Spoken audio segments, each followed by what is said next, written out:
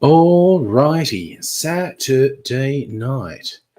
Well, let's see what happens tonight. I'm going to play with my lighting a little bit. That's a bit better, actually, I think. And no one's here, so I'm going to make... Wait, okay. Safa and Celtic jumping in, and the thing's telling me no one's watching. Well, it's not to be trusted, is all I'm saying. Okay. But I'm going to make a cocktail, or two. A couple of shorts, I think. God, what a weird headline. How long you should be able to stand on one leg according to your age. That is one of the strangest headlines I've ever seen. Anyway, I want to go into my Trello to shortlist what I'm going to do. Maybe two quite different ones. Okay. So I am going to do the Royal National Lifeboat Institution.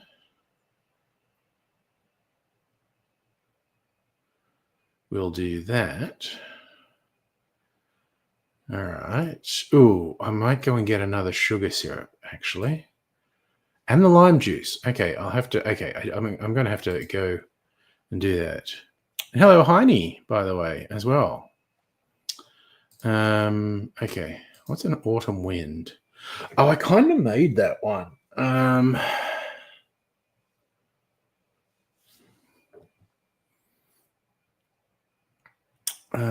You know what? I am going to... No, I'm just going to move it to done. Fuck it.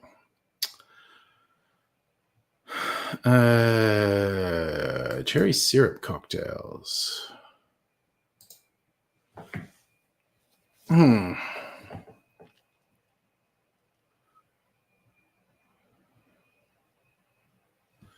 Okay. Now I'll do that another time. A bosom caresser. Madeira. Cognac, orange leaf dew, and an egg yolk. So many of these ones have egg yolks. Why did I save so many cocktails that have egg yolks in them? I don't hate cocktails with egg yolks in them, but it's weird to me that I went through a phase of saving them. Yeah, a little bit unprepared. I'm thinking things through. A white dragon. I don't know if I'll ever make that. That's just a margarita with lemon juice instead of lime juice.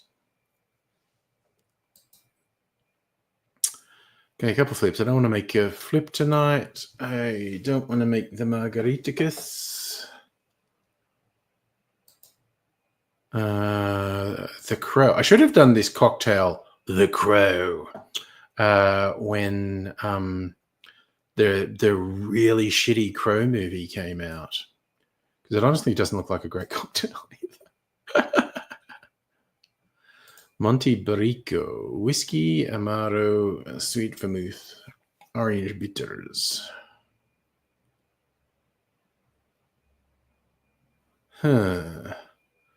So that's named after the place. So if I was going to make it with local ingredients, I should change the name. Wait, I'm going to look that up. Monte Barrico on Le Defords. We'll look it up. Oh, wait, that's the Discord.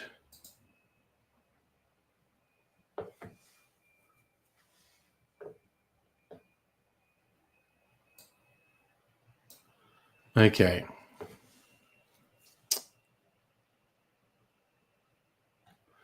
Okay, I got to try again. Defords. We go with the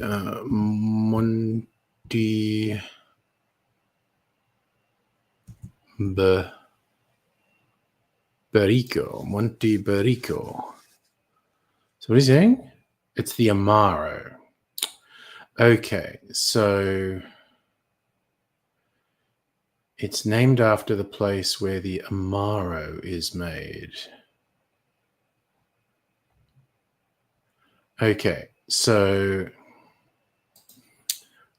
if I was going to do that. Honestly, the lighting is weird. I changed webcams this week. That might be helping. Who knows?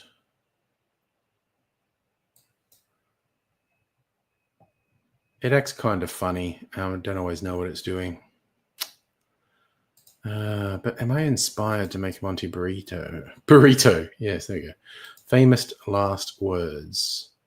Actually, yeah, and I'm going to have lime juice out. Fuck it. It's a last word riff. Wait, what's the money in the bank? Gin, mezcal, and amaro. Going nowhere but making good time.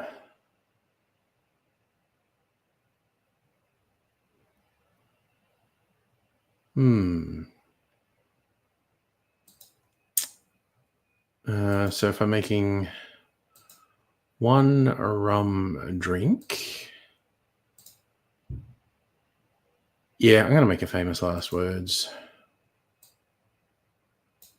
because I got to get lime juice out anyway. So wait, what do I have to get out of the fridge? Lime juice and sugar syrup. Okay, that's a fine.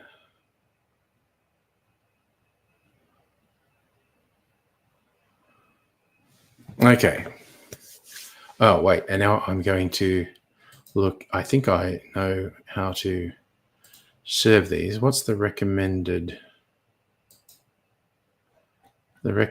serving style? Dot.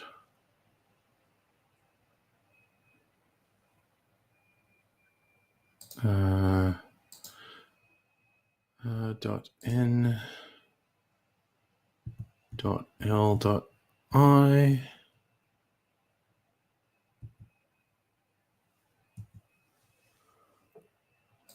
Right.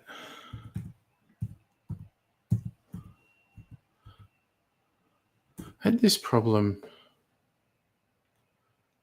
the other day, and okay, so really this is just a variation of a friggin' daiquiri. So I'm just going to serve it up. I don't need to be told. What was the other one? Famous last words is going to be, let's go, famous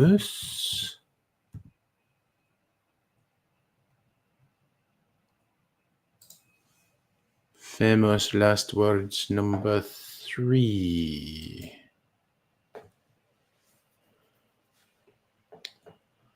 Yeah, serve it up.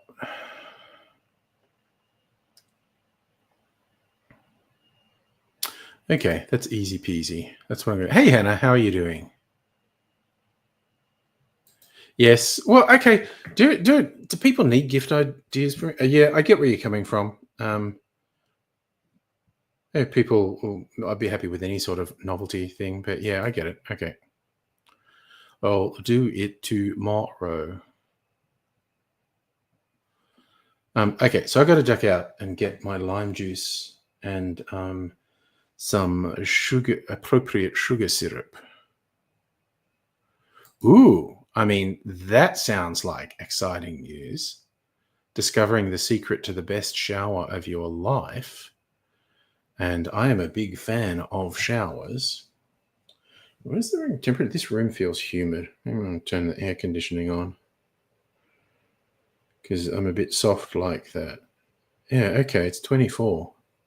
That's why it feels a bit uncomfortable. Okay. Feels friggin' humid. All right. It's masturbating, isn't it?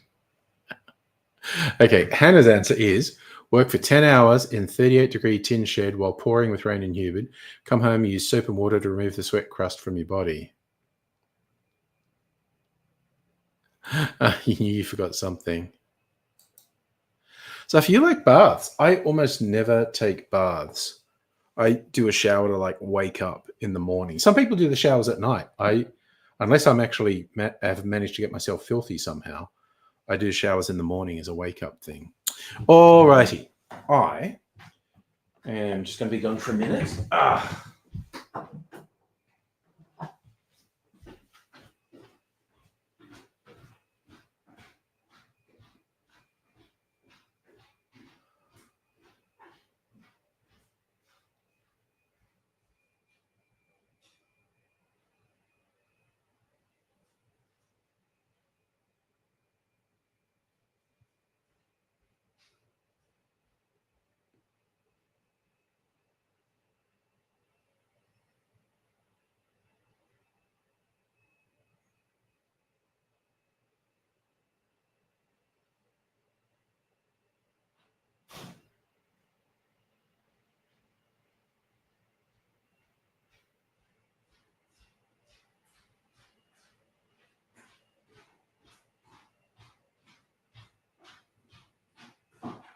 Okie doke. Okie dokie dokie doke. Okay. So this thing's some liqueurs I bought today because I needed refills. I'm going to just put them in here.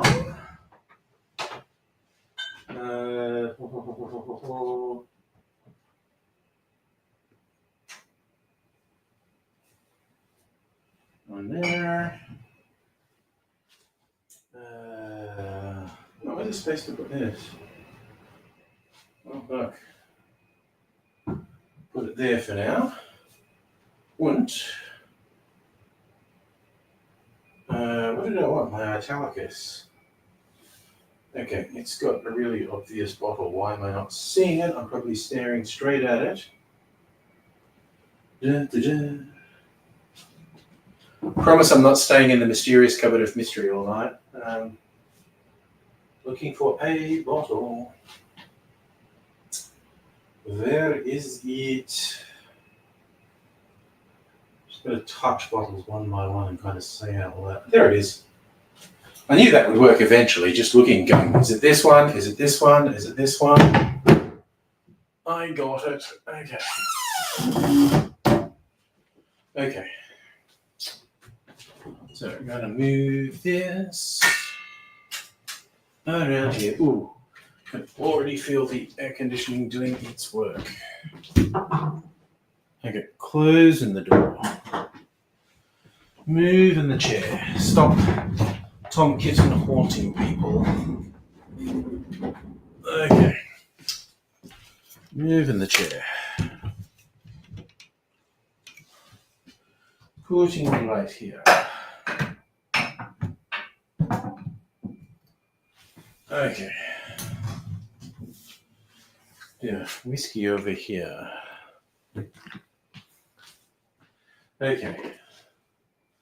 Wait, probably want my phone for the recipe. Okie doke. No, wait, that is what I wanted. Okay. Trello, hello, hello. Okay, where's a Nick and Nora? Put some ice in it to chill it. RNLI.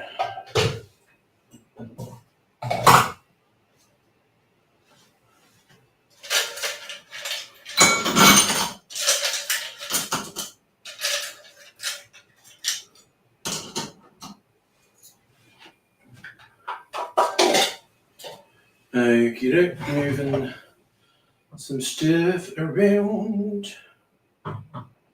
Okay, so we want. This will do. Lightly aged rum. Navy strength. Wait, what proof is this one? Okay, why is it difficult to find? It's like my old eyes are doing me in. 46. No, we want higher than 46. All right, what do we got?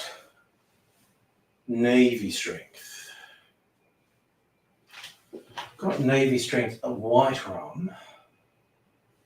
Wait, what amount are they saying? Yeah, you know what? I'm going to do in a circle. This shit is serious, 75%.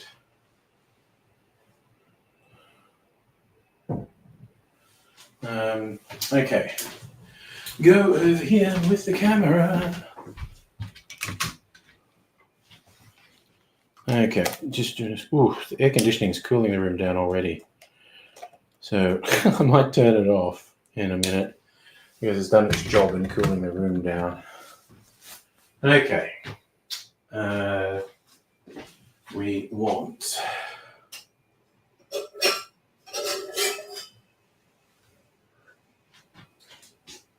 that. Ooh, still got a little bit of that. I made Mrs. Angry a dirty martini just before the stream. A little bit of residue in there. We want your body, some plantation, some Italicus, some Navy strength rum. Okay. So rum, lime, Italicus, sugar syrup. Easy peasy. All right, let's actually pour out the first couple of bits. A bit heavy. What have we got? 50 mils. 10 mils of sugar syrup. All right.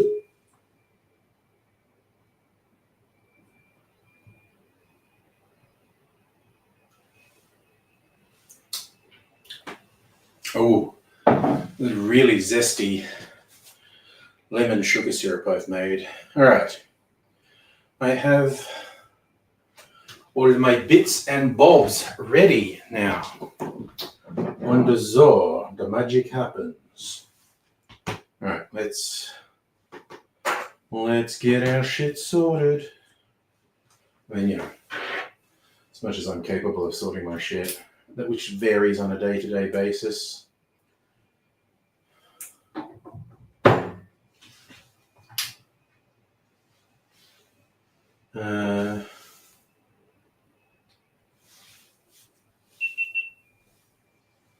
See what that framing is like. That is pretty good. All right, I reckon we go for a take. Making the cocktail. Okay, rum. 15 mils of the Navy strength rum.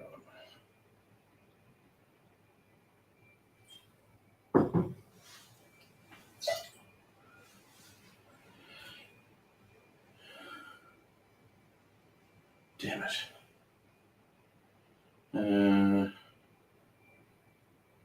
That'll do it.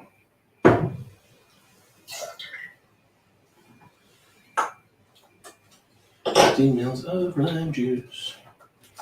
Oops, I forgot that was a problem. Let's do this.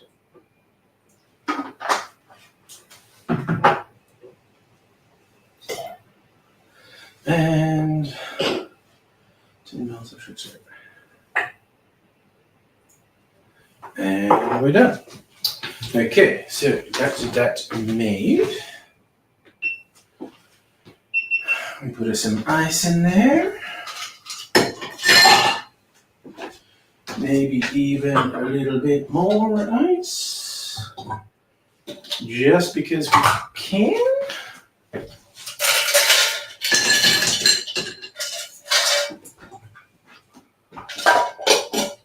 Oh, I just realized we're going to shake this.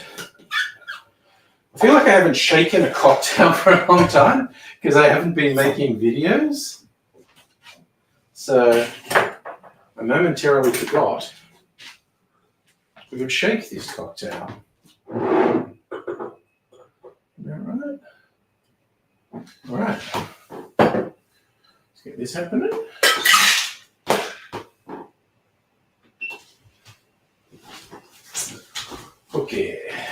check it a cocktail.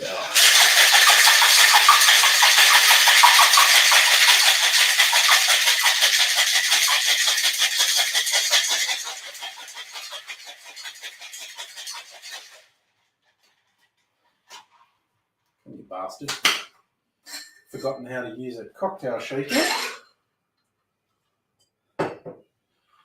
Run that into the glass.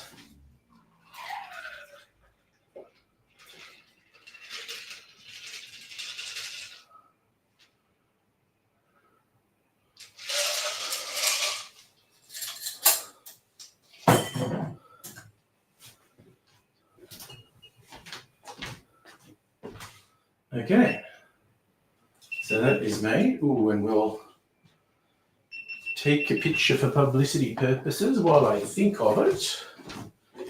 Ugh.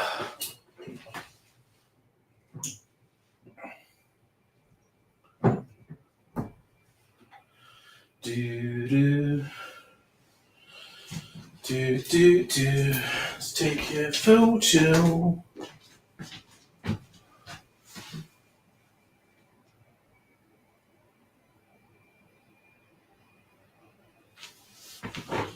Okay. And now we turn the light around.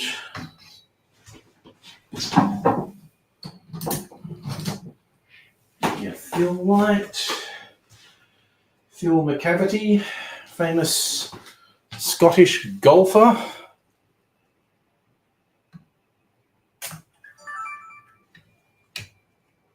What do we got?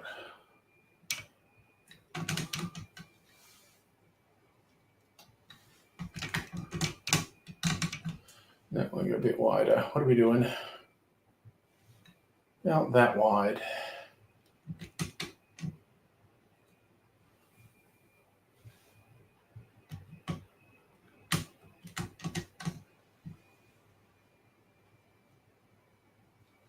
That'll do.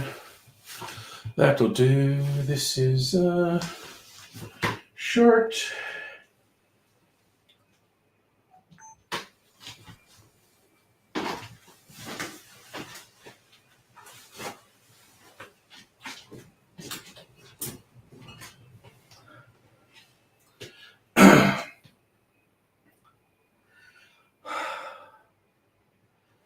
G'day cocktail lovers. This is a daiquiri variation created by Simon Difford of the Difford's Guide website. It's called the RNLI. It was a promotion for the Royal National Lifeboat Institute. I think that's wrong. It was right.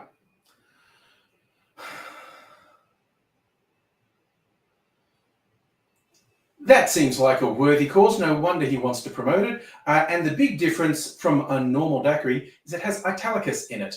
And this is a bottle that if you buy it, you sometimes scratch your head wondering, oh, I bought it for one recipe. What else can I use it for? So I found this recipe with Italicus and I thought, I'm going to make it. So let's try it. I love a daiquiri. And the Italicus, which is a bergamot flavor, like Earl Grey tea, it's putting a really interesting flavor note in there. I'll show you how to make it.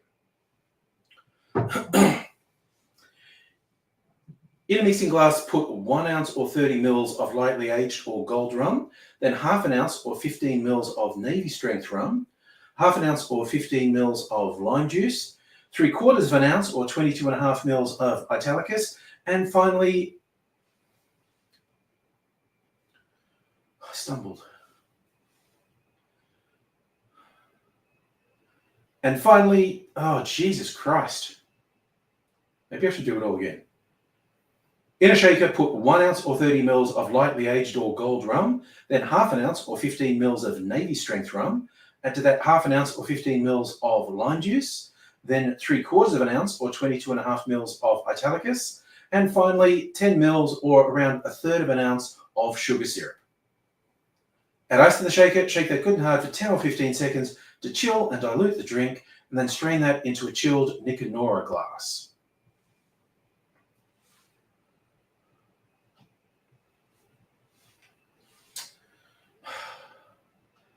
A daiquiri is always a good time, and it's always interesting to get a variation on the classic theme. And if you're interested in exploring, I think you might like the RNLI. Cheers. All right, now sit down with my drink and see what you wild and crazy chatters have been doing. Okay, let me switch a few things off. Okay. This over here. This over here. There's maybe a little bit extra. Wait a second, I'm going to put it in this glass because I can. Oh, fuck presentation, man. The video's over. Don't give a shit what it looks like now.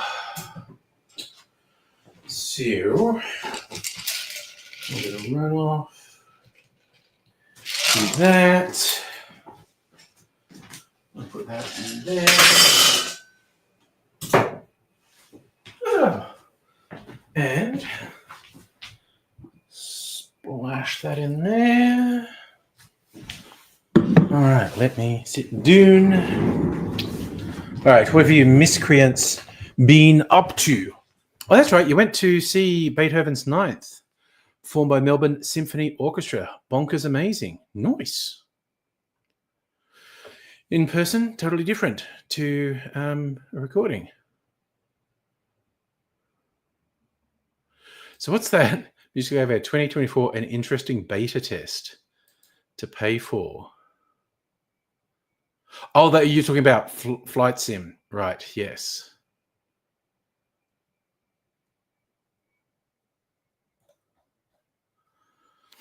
Okay. So let's you know what? I'm even going to do my garnishes that aren't in the video just because I like them.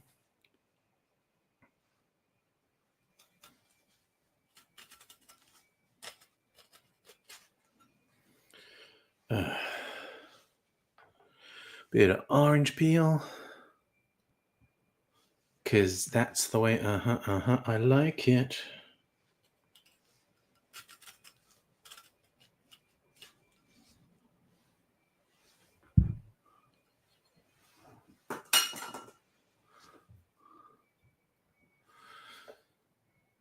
So your big ass cat did a furball puke. Oh no. Oh no. Oh, that's so gross. Actually, no, Safa. I bought a sourdough baguette and I somehow lost it. And I was annoyed with myself and said, you don't deserve bacon for breakfast. Have I tried drugs? No, but drugs have tried me. Rewarding yourself for completing close to 250 orders with magical popping candy chocolate elves. Nice. I actually had an ice cream on a stick that the white chocolate coating had popping candy embedded in it. It's pretty good. Taking picture for the Discord. Oh no. I'm probably going to have to put it on the stream then. Okay. Flight Sim seems to be better than 2020. Stream everything online. I mean, that's such a shit thing to do. Make you do. Hannah, excellent question. Excellent question. How do you lose bread?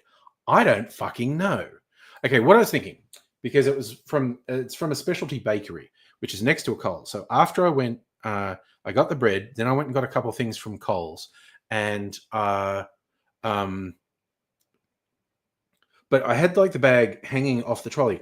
All I can think, and this makes me thick as shit, but it's the only explanation I can think of, is that I had the bread in a bag that was hanging off the shopping trolley. Then after I put the groceries away, I put the trolley away. So how could I have not seen it?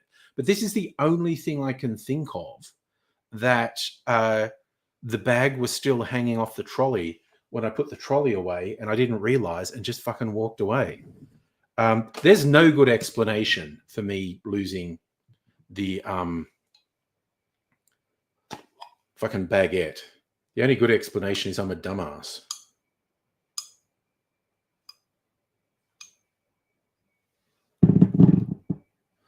No, Celtic, this is a quite old shirt.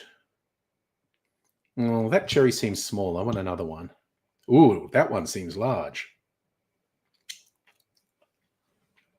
Nice. All right, I'm going to use this as a garnish on my next cocktail. All right, all right, all right. So yeah, this is like a martini shirt, olives martini with interesting lines on it. Thanks, Celtic. So 2020 stream textures for places that weren't specific aircraft, but the aircraft were offline. So airports had scenery for offline. You could run a runway. Okay. Now it's all online.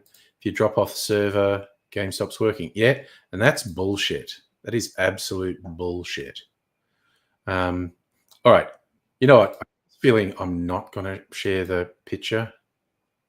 Oh my, oh my God. Oh, I'm not putting that on the stream. People can go to the Discord at their own risk. Can we, can't you put, you can put a filter over it, can't you? Like you call it a spoiler.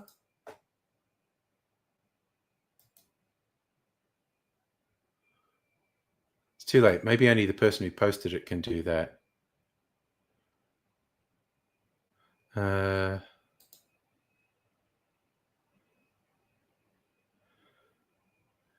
Edit image.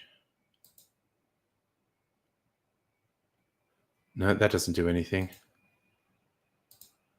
I am worried about traumatizing people. It's pretty awful. In the middle is a furball, not a poop. Yes, Dr. Abigail, if you can put the spoiler filter over it, because I think it's pretty confronting. Oof. So much so, yeah, I'm not putting it on the stream. I mean, it's, it's cat vomit. I've seen it a lot, but I want to give people the choice, as it were.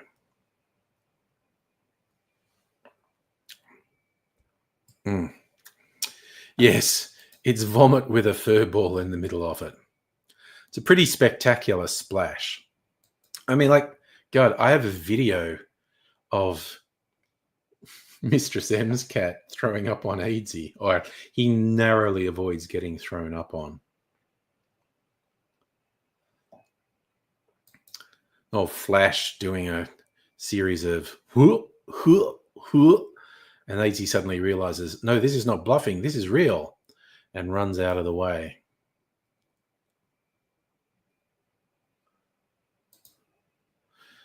It's a bit of a rough experience.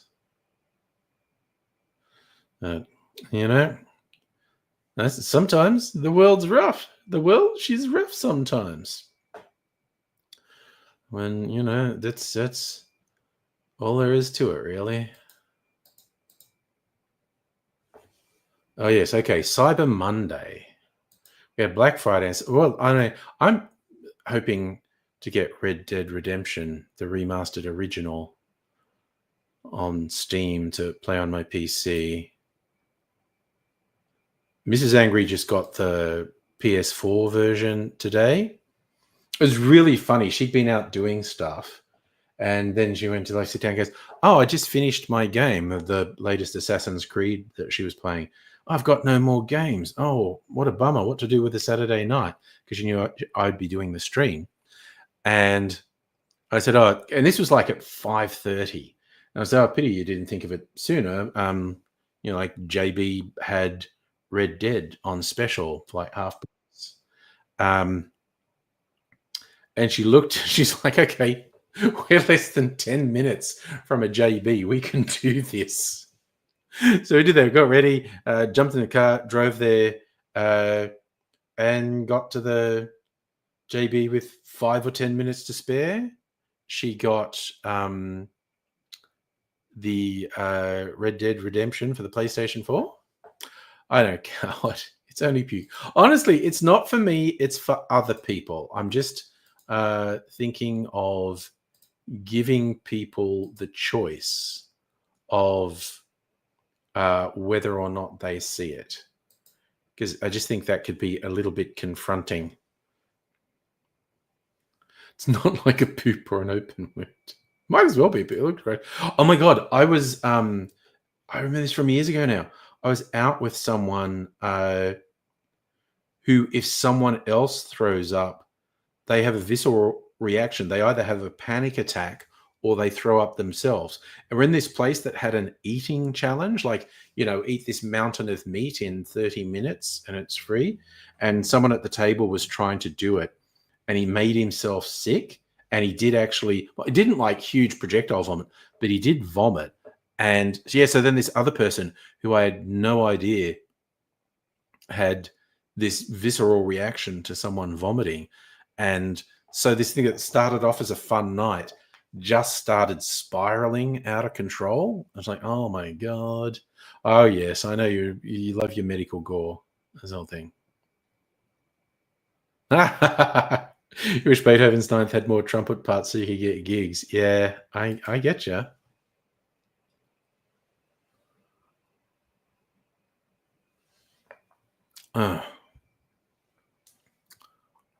Oh, no. Literally, I think even talking about vomit to her provokes the reaction, but definitely someone gagging or hurling will just cause a huge friggin' drama. I was like, oh my God.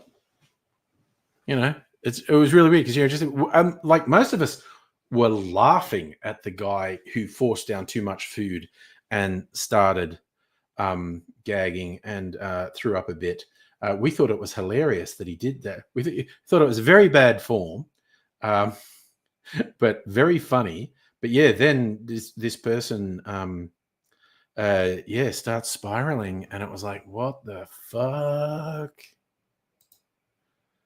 Musical Airbeater done 2 milliseconds in 2 years. Another coming up next year. Flagged availability. 10 trumpets.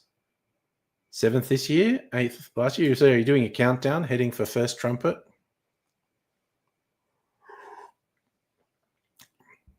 It's just a matter of time.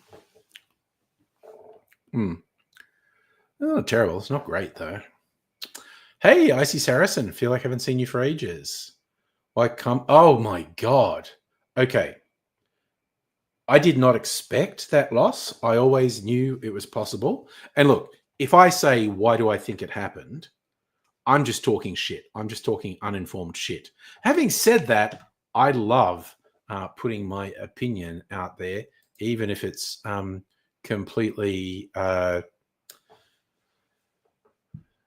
unwarranted. But yeah, okay. So I think in simple terms, the Democrats had the Harris campaign had this weird obsession with appealing to Republicans and saying, Trump's awful. You can't vote for Trump. I'm not as bad as Trump, but I'll be a corporate stooge. Vote for me.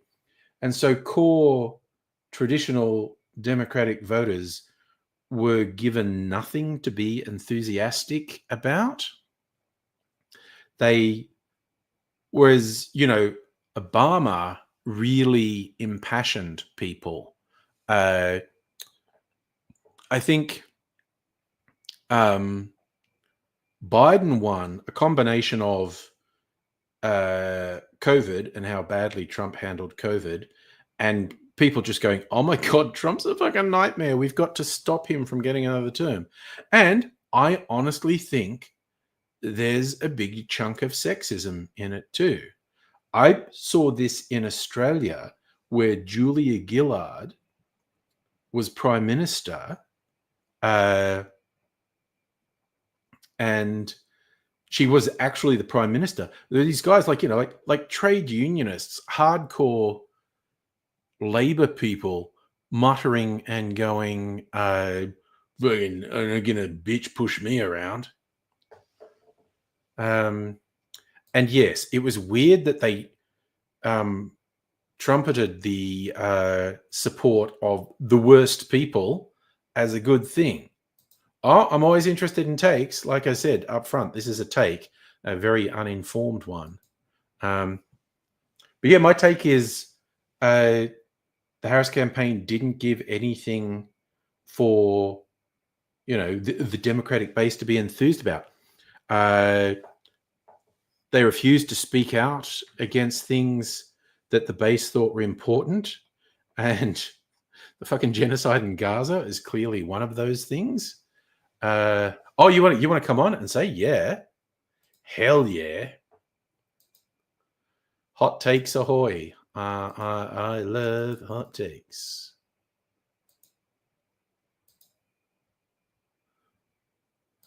So what's that music about? Mahler's second, whatever the opposite of mellow is. 10 trumpets, orchestra of 116, choir of 300, pump out German poems about conquering death to live again. Damn.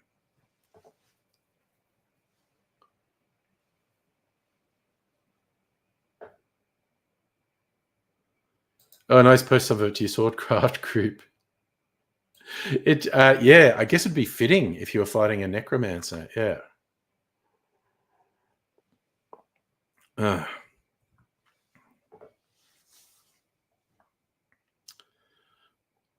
Well, it's just the whole thing.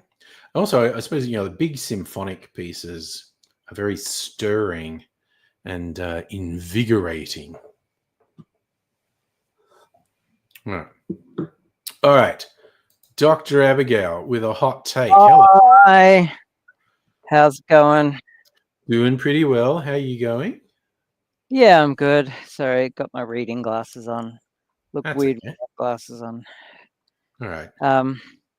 So my hot take on Yeah, why Kamala yes. lost. I don't think you're wrong. I think there's a whole cavalcade of reasons. I'm keen on I'm not a yours. political analyst, but here's my hot take on it. Yeah. Firstly, she only had 90 days, which is in the American electoral system is like a short amount of time. When an electoral cycle is longer than a year, well, it's 2 years. 90 The electoral days cycle is 2 years. Yeah. nothing. Like over here, 90 days is way too long. It's too long. People would get exhausted. But over there, 90 days, not enough time. Plus, she had to travel constantly. She was on the move constantly for those swing states to court them. So that's the first one. Secondly, the demographic that pushed Trump over the line, she was ignoring completely. White men won Trump the White House. White women were a very significant contributor as well, but overwhelmingly white men. So white men feel disenfranchised in this day and age. It's a fact. It just is, because everything's gone woke. And it's a fact and that by they that, feel it. Yes. Yeah, by that, I mean, what it actually means is equality is almost on par. But when you're in a position of power, equality feels like oppression. Yeah. And we don't even have equality yet, and white men are feeling oppressed. Yeah. So that's why they voted for Trump, because he's the anti-woke king of the day. Yeah. So that's a big factor. Yeah. There are other things like you're spot on with the she was courting Republicans. The Democrats have been way out of touch with working class and middle class people. And she had a good policy that she was running on with the middle class, but too little, too late. Yeah. And the Dems shot themselves in the head by ditching Bernie like Oh, but ages ago, and that's they're still Biden. recovering. That's a huge factor in this election. Still, there are still Bernie supporters who are bitter about that, and they're still right. Oh yeah. The fact that um, um, the Dems are so center right that like people realize it, Yeah. but they're the Yeah. leftist party. They're the liberal small L liberal Yeah. party Yeah. in the race. It's Yeah. ridiculous. Yeah. And I So and like people don't realize how cultish that MAGA is. yeah. It is more than a political movement. It is literally a cult. Yeah, And completely disconnected from reality. Yeah. yeah, so people who get indoctrinated and sucked into it, it's not for a lack of intelligence. It's not for it's nothing to be embarrassed about. It's not for they're not dumb yokels, although some are. Mm. It's a cult thing. And believe it or not, most people who get sucked into cults are quite intelligent. Intelligent people are susceptible because they don't believe they can be fooled. So if they Yeah. start to believe something and if they make it their identity, they can be Yep. much harder to bring back because they're convinced they Yes. can't be fooled.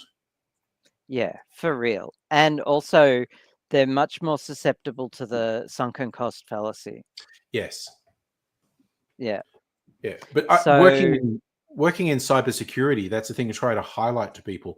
People who think they're too smart to get caught in a scam are one of the highest risk groups oh, because if yeah. they make a mistake, they won't acknowledge it and they'll go in deeper and deeper. And there's an element of the sunk cost fallacy in it that they'll get out Yep. because they think they're too smart to be duped. So Yeah. it actually puts them in a Yeah. particular risk category. There are anti scammers, like scam baiters and like people who work in the security field who get scammed.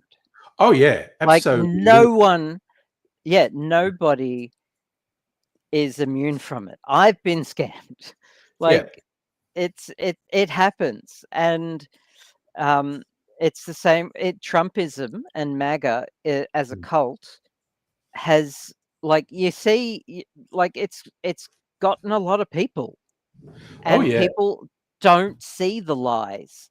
They don't. yeah, It's easy for us to see them yeah, because we're so far removed from it.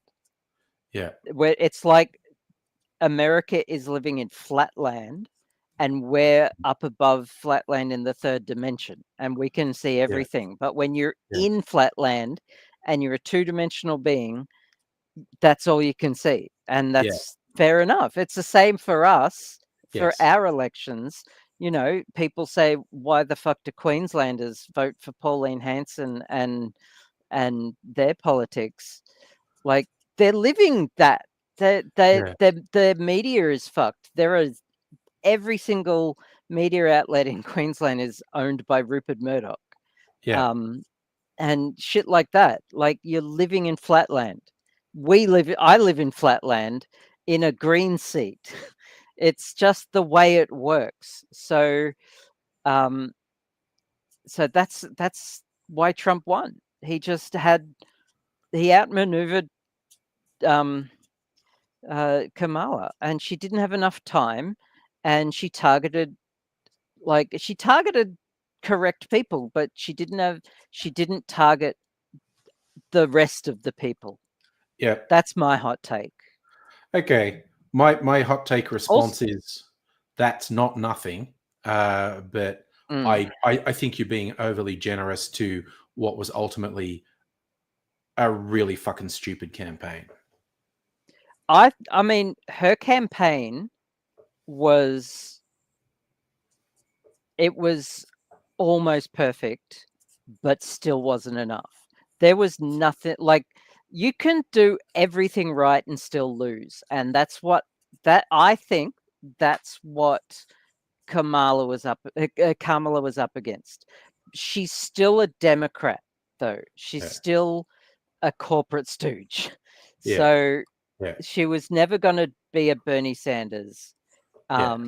So that's what it would have taken to beat Trump. Something so radical that it would have just shifted the zeitgeist. She was too mainstream. But I mean, she was like she got results. The way the polls shifted, she got so many votes. She swung some states. She got the black women vote was something like 90 something percent. It was amazing. Like she did really well for what she had. So I think you're downplaying the success she had, even though she lost. I think if Biden had run, it would have been a whitewash of historic proportions. Like no Democrats would have even shown up to vote. It would have Trump absolutely. Trump would have Democrats would have been so despondent. And he should have stepped down from the race. He stepped out of the race way sooner. Like a year sooner. Yeah. He shouldn't have even run. No, he shouldn't in have. 2020 for 2020.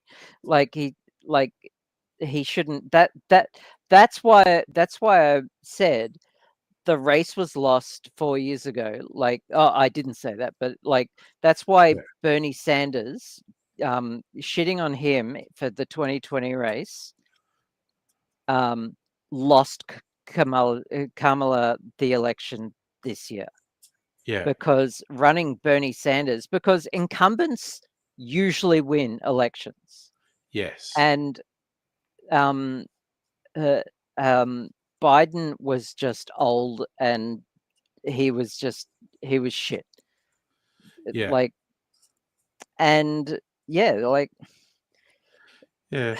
Democrats shot themselves in the ass. They weren't playing the long game. Yeah. And I found it really confusing. Like Harris whipped up such fervor. Like her rallies were huge, really passionate. Yep. Trump's rallies started getting much smaller and the crowds were really despondent. And yet voting wise, there clearly wasn't an invigorated base of traditional Democrat voters. And there was a motivated base of Trump voters. Yeah. So a rally is what, a few thousand people, but America has like hundreds of millions of people. It sure does. So you can't, like, a rally is not an indication of poll numbers. It's a rally, and but like again, I was taken in by it. Yeah, and it's easy to do. That's why Trump is transfixed on rally support, because that's all he can see is rallies and numbers in polls. He doesn't. Yeah, he can't. He's a toddler in a large adult body. Yeah, he's got no object permanence. Yeah, so like the big picture, he has no idea, and he's just in it for Trump, really. Yeah. So I mean, so that's my hot take. Yeah, that's a good hot take. That's an interesting take, Don Tron. I disagree pretty strongly with that. I think Hillary Clinton was so self-absorbed and so the absolute core of the power structure, and she was literally saying, "It's my turn." It's Yeah. like it was owed to Yeah, her for real. and whatnot. So, but again, that's a personal take, and if that's what it was to you, I was sad at the missed opportunity getting left wing populist Bernie Sanders against a right wing populist Trump. That would have been interesting because that would have split the young white male vote, whereas Trump just got all the young white male vote. But Bernie Sanders was Yeah. very popular with the young white males. It was, missed opportunity. The Democratic Party machine is brutal and ruthless, and the Republican one overestimated their ability to deal with someone like Trump. The Democrats went, "Oh, this Yep. guy is an existential threat. We have to use all of our ammunition to wipe him out." Whereas the And they Republicans left just their thought biggest Trump would go. Yeah, their biggest weapon on reserve. yeah. So Fletcher was saying, "Oh, yeah, I very sad that we didn't see Sanders against Trump. Do I think the crux was more working class issues, not identity politics? I think the campaign was vapid. Like, okay, here's another thing. Trump told the comforting lies the weirdos who voted for him wanted to hear. Like, everything he Yeah. says is a lie. He either will or won't deliver on anything. He's got no morals. He's got no identity. He's got no ideology. He's just a self-serving psycho. I mean, And he told people the lie they wanted to hear. And the Democrats didn't. They, even if they weren't going to deliver, if they just said the stuff people do, like, "Hey, yeah, we're going to do this to improve your quality of life. Stop the corporate rip-offs. Stop the banks fucking you over. We're going to do this. We're going to," even if they're not doing it, if they lied at the same level that Trump did with progressive policies, I think they would have done better. But they just did this weird, isn't it great that the old Republican war hawks and corporate entities love us? And a big chunk of the population said, "No, not really. That's not great." yeah, for Um, real. I, Also, sorry, I'm going to go out for a minute. I got to get something for Mrs. Angry. So, and I know yeah, way too self-conscious to be on screen when I'm there. Look, it'll just run away. be a minute. Tom Kitten's in charge. Be the voice of Tom Kitten.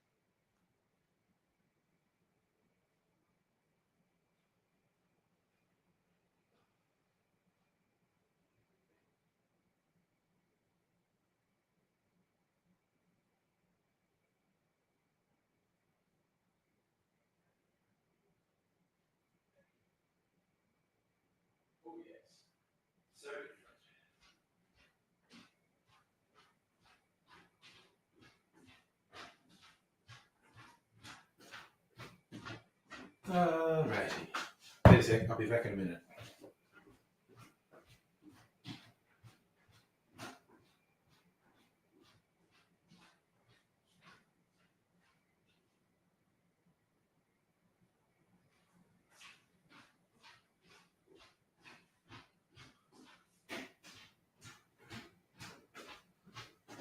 Alright, now I'm back. Just switching the aircon off because the room's really cooled down, so I don't want to go over the top. Oh. Fletcher, you think it's working class issues? Lost Michigan? Michigan had a grudge against Obama. Sold out Flint water. I mean, maybe. Working class issues. There's so many factors, and that was an issue too. Kamala was trying to court middle class, the middle class, and the working class got left behind in this election. Yeah, but even if she'd seriously addressed things the middle class care about, but I don't know. And for an American campaign, short time frame was definitely an issue. But I have problems with politicians who won't answer simple questions in a straightforward way, which is to say, I have a problem with almost all politicians. Even like, when that one debate they had, Harris was asked the question, Mr. Trump's been asking his crowds the question, do you feel better off than you were 4 years ago?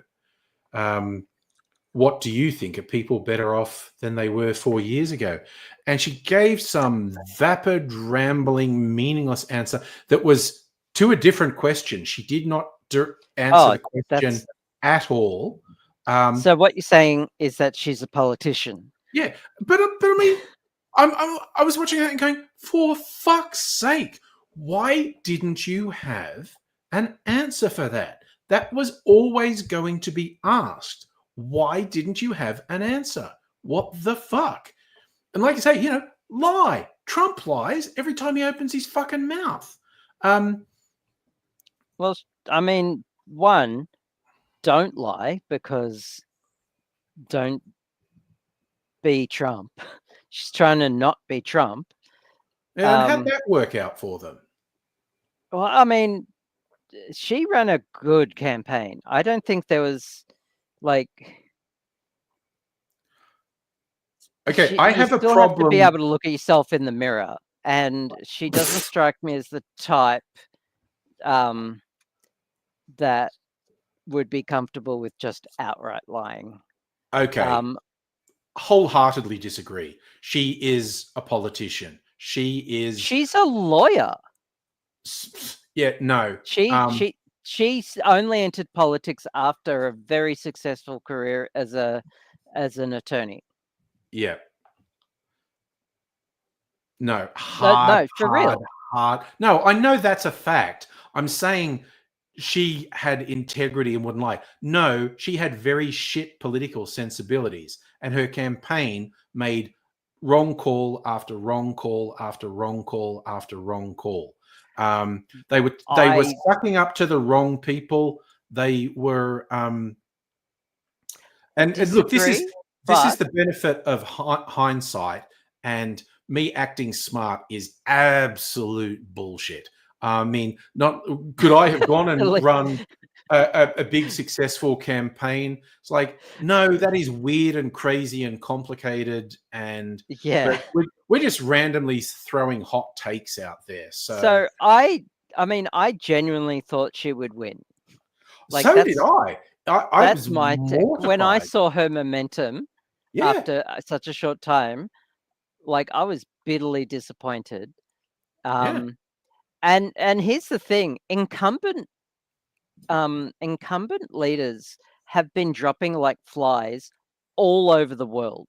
That is true. So, That is actually very true. and because of inflation has been rampant everywhere. Yeah.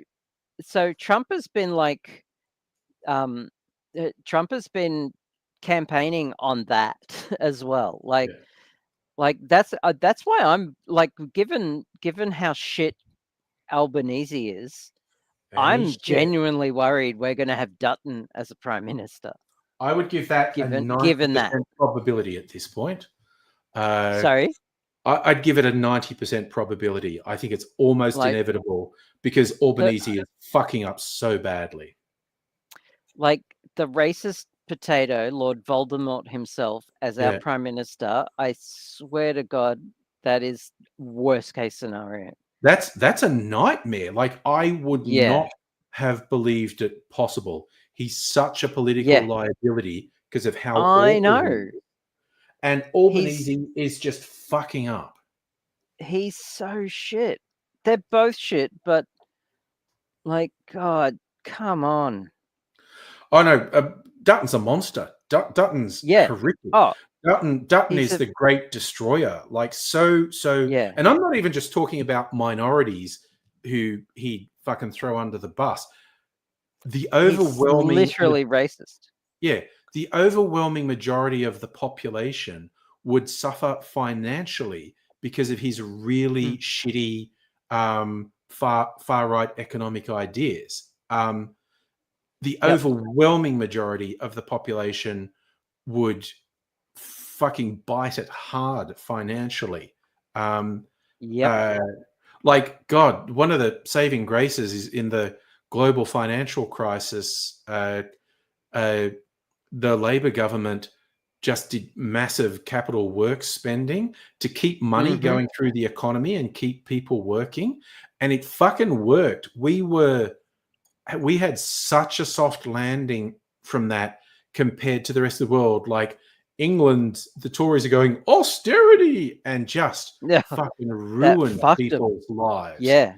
Austerity never works, and it boggles the mind Yeah. why people still vote for it, Well, let because alone use it. the people who hold the But power, the political class and the media, it works in their favor. And they tell people what to think, and they have a massive influence over how elections go. They don't have complete influence, but they have really significant influence. yeah. And yeah, if people only get one message, we have to cut spending, Yeah. they go, oh, Yeah. okay. See, that's okay. When I say Harris should have lied about the "Are you better off" 4 years ago, she should have addressed the fucking question. Yeah. And Yeah. That's said, a better take. yeah, and Address the said, question. Don't fluff around it, yeah, and don't lie about it. But yeah. just answer the fucking Oh, question. but Don't you dance answer around it. it. You put yourself in the best possible light. Like, you throw Yeah, of out course. inflation is out of control all around the world, and Yeah. you point out and you just say, oh, look, because we've done this policy and this policy, as tough as it has been, and I recognize a lot of things have been tough for a lot of people, we are way better off than, significant number of other countries. And then you go, and this is what I mean by the comforting lie, you go, we will be putting policies in place that are going to make it better by doing dun, dun, dun, dun, dun.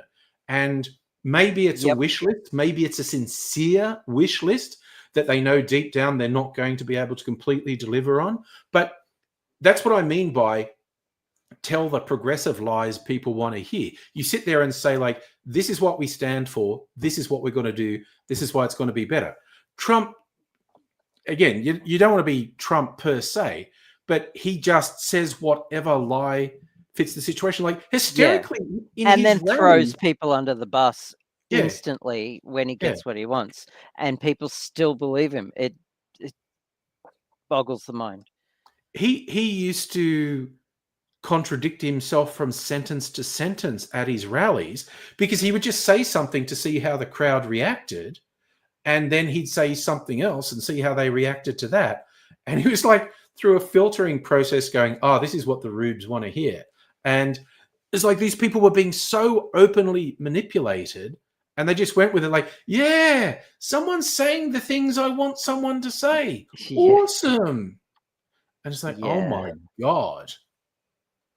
But yeah, like a take I saw that's not that far off the mark, like, oh, why did the Democrats not appeal to, the core, the progressive, and Trump did? It's like, well, okay, here's the right-wing core.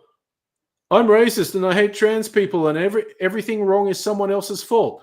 And the Republicans go, awesome, I can use that messaging. The progressive base that could be for the Democrats go, fuck capitalism, fuck corporate world, free Palestine. And the Democrats go, oh, no, no, no, no, no, no, Yeah. no, no, no, no, no, no. That's That's a exactly. core difference. Yes, and Bernie would have used that. Oh, he And would have won. full on, he would have milked that. And he would have meant it. Absolutely. Whether or not he could have done it is another thing, but he would have meant it. He would have meant it when he said, Yes. we should do this, we should And do people this, we would should have do this. fucking believed him too. Yeah. And like I said, he would have got the white boy vote. And Yep. with both Clinton and Harris, there was definitely 100% a pretty solid chunk of misogyny in there. A bunch of guys, absolutely. who Yeah. go, well, I don't want some bitch in charge who's going to tell, women's going to tell me what to do. Yeah. There was absolutely an element of that. Yep. Absolutely. Oh, that's apparent, Fletcher. That's apparently done quite well in the movie, The Apprentice. Roy Cohn, who was a psychopathic lawyer, who was really famous in the 80s.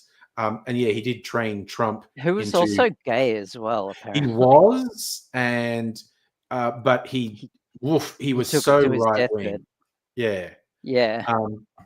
Yeah, no, he was a truly awful person, and apparently that's done quite well in the movie The Apprentice, just showing how Cohn trained. No, I haven't either. I've seen some clips. I've seen a few people say like, "Yeah, no, this guy nailed Cohn really well," because damn. Oh yes, yeah, Cohn actually got AIDS, and Trump and everyone else dropped him at that point. Oh, there you go. But yeah, he was a psycho. Ugh. Oh, I was half thinking about making another video, but I don't think I will. But I am going to make another drink because it's Saturday night. And what's Saturday night if you can't have a few drinks? I'm making some notebooks. Oh, yes, you did seem to be involved in something there. I was commissioned to make some notebooks for a birthday present for someone, and I have to deliver on Wednesday, so I've got to finish them. Yeah, 2 identical notebooks. Ah, neat. So yeah, so doing them now. Ooh, very nice. My good cotton writing paper. Just making the text blocks now, and did I? Yeah, and then I'll glue up the spines, and then do the case them in.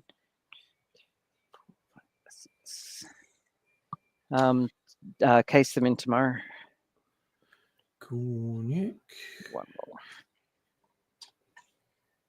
I'm thinking. That's not much Benedictine. Okay. Oh, sorry. Anyway, I'm looking up. You're right. I'm looking up different people's recipes for the drink I want to make myself. Next time I go to a matinee concert and I've only had like 6 hours sleep. Yeah. Don't let me buy a cider for the show. Oh, did you get a bit sleepy or?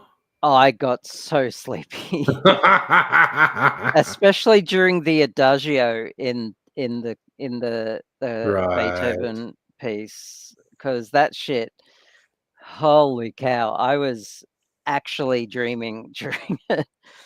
I kept waking up at the start of each part. Oh, okay. Oh, but I mean the fourth and final part is where most of the action happens. Okay. The big finale, but I do enjoy the first and second parts. Oh, good. It's just, an adagio is usually, I mean, I don't get it. A slow, boring part in a 40-minute piece. Yeah. Can It's just someone a make fashion, I sense? guess. Make sense for me? Why? Yeah, but I guess it's just fashion. 200-year-old fashion. Can someone do a remix, please? I bet they have. I'm not complaining. It was a masterpiece. Yeah. Oh, do you remember like the 80s rock version of Toccata Fugue in D minor? No. I thought that was the coolest thing when I was at school. I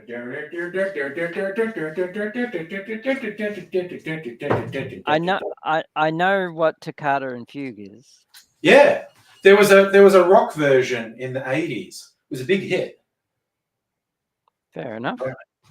Right. Okay. I'm doing an improvisation here. Where's my rye whiskey? Thank you, Musical Aviator. I didn't know that. Sonata form demands a slow, quiet movement in a different key to introduce a new theme that will be mixed with the first theme in the final movement.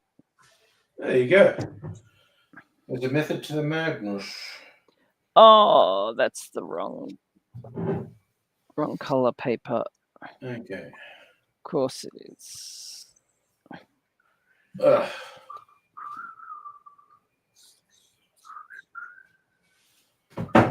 Okay. So this is a bit of an experiment, doing an ingredient substitution. That said, Beethoven goes overboard in the ninth. We'll see how it works. Yeah, I thought so.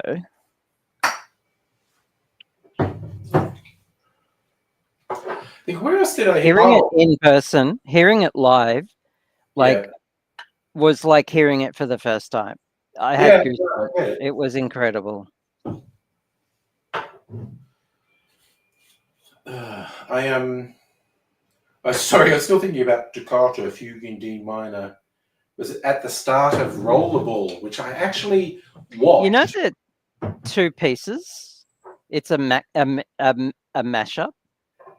I did not know that. It's why it's called Toccata and Fugue. Okay. There's a toccata and a fugue, and they're mashed up. There you go.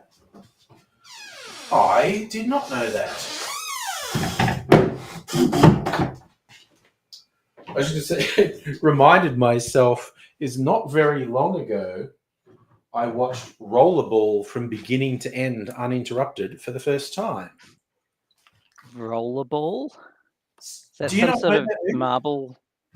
No, it's a 70s dystopian sci-fi with like Blood Bowl.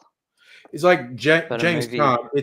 It's a lethal form of roller derby. Cool. So it's basically roller derby. You've got the angled rink with the guys going, but they also have motorcycles and sidecars, and they have this ball that gets fired out of a cannon. A steel ball gets fired out of a cannon. Is it? It's a roller derby, but with men. Yes, that's weird. And it's run, but there are no more politicians or governments. Corporations run the world, and so the teams in rollerball are all representing various corporations, and one of the evil corporate overlords spells out the message of the movie. The central character, James Caan's character, Jonathan, is the greatest champion the game's ever had. But the guy says at one point, this game was never meant to have champions. People were meant to get killed off or injured so badly they could never play again, because we're sending the message to the populace that, you know, no one can rise up. Everyone's interchangeable and whatnot. And Jonathan's ruining their message, their intended message, by being the most successful player ever. So they plot to try and kill him. But of course, he comes out victorious in the end. Who's it starring? James Caan. I don't know who that is. Caan. Well, he was big in the 70s and 80s. He's still alive. He was Sonny in The Godfather. He was like, I haven't seen The Godfather. He was I could have exploded in horror at that statement. One of the greatest pieces of cinema art of the 20th century, and you haven't seen it. And you just casually say that. There was no apology. There was no groveling. There was no obeisance. You just said it like it wasn't a big deal. I haven't seen Toy Story either. Yeah, Toy Story is just a fucking animated movie. Have you seen Koi on a Squatsy? I have. I've got the Cutsy films on disc, actually. Look. Okay. I've heard. Have you seen it? Have you seen it with Philip Glass playing live at the Astor Theatre? No. Did you actually get that? I did. Nice. Thank you. I've heard some people are known to discover natural plants that affect your perception. I have often wanted to watch the Cutsy films to quote Homer, while not licking toads. Plants or fungi? Yeah. Well, fungi are not plants. Well, okay, I'm going in the 20 questions version of animal, vegetable, or mineral, where okay, falls into those categories. Well, vegetables don't exist. Neither do fish. True. Was it Stephen Jay Gould published the book with the title "No Such Thing as a Fish"? Yeah, but that's just a good example of taxonomy is useful, but if you get obsessive and start saying, I can tie down absolute black and white boundaries of what's in and out, you will be disappointed, because there will be something that fucks with it. Because tomato is a fruit and pineapple is a berry, and everything is disappointing. Yeah. But I mean, you know, even on the slightly more serious front, the fucking weirdos who obsess over gender and sex and, you know, or define a woman. And it's like, well, okay, buddy, you define one, and then I'll point out who you're missing when you say that. Even without bringing trans women into the question. Like, they say, oh, it's and it's like, there are always going to be biological differences that you haven't accounted for. Yes. But again, my favorite is when they start talking about gametes and whatnot. And it's like, motherfucker, how do you know what gametes someone has? That is nonsensical. You think you're being clever and scientific and smart, but it's the dumbest argument, because what the fuck? You can't possibly know that. Also, I really don't want to talk about it. Yeah, no, that's a good. Also, I'm just like, I don't have the energy for it right now. Yeah, no, it's me. Safi asked what movie we were talking about. There are 3 of them.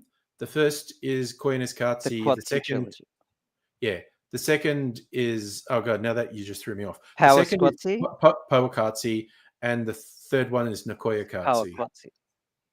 I haven't seen the other 2. I have. The only one I didn't see in a cinema was Nakoya Katsi.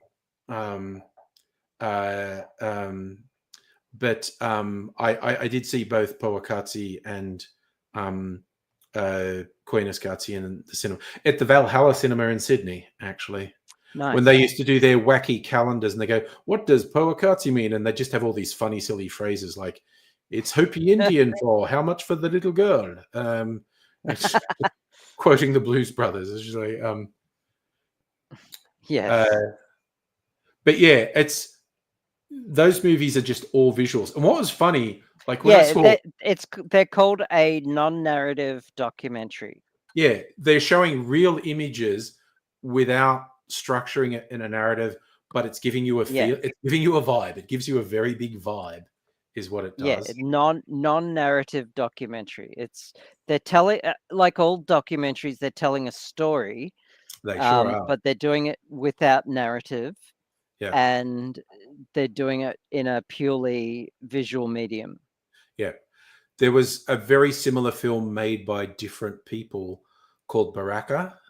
That's quite good as well. It's a very similar style of film. I think it's very much centers on South America, but I'm not sure because it's ages since I saw it.